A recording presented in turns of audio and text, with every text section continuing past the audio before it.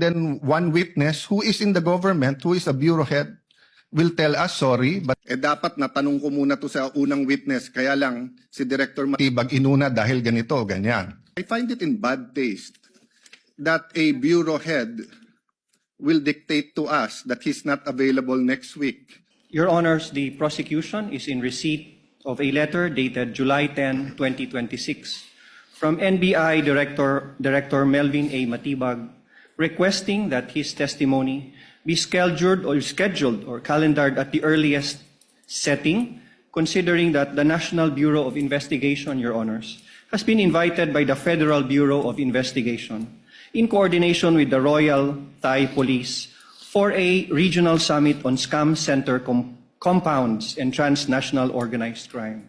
I read over the weekend that Director Matibag is writing because he is to be in a convention meeting the FBI next week.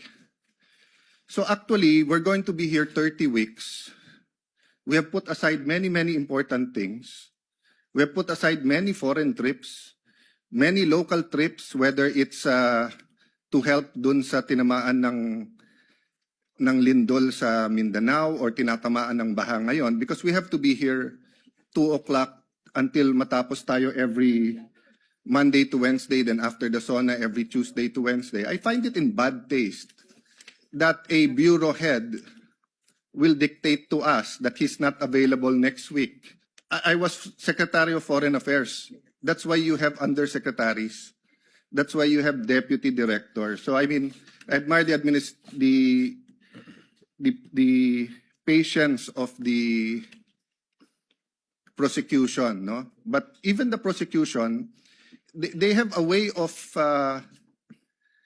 timing and laying down the witnesses. So I don't want later on to say na dapat natanong ko muna to sa unang witness, kaya lang si Director Matibag inuna dahil ganito, ganyan. No, so I'd like to put that on the record and ask my colleagues if that's acceptable to us. I mean, yung 20, well, at least those who are not in jail, or the 21 of us are here. The whole government nakatutok. We put aside so many important things. And then one witness who is in the government, who is a bureau head, will tell us, sorry, but because he has to be with the FBI, siya na yung mauna tomorrow. That might be a bad precedent, Mr. Presiding Officer.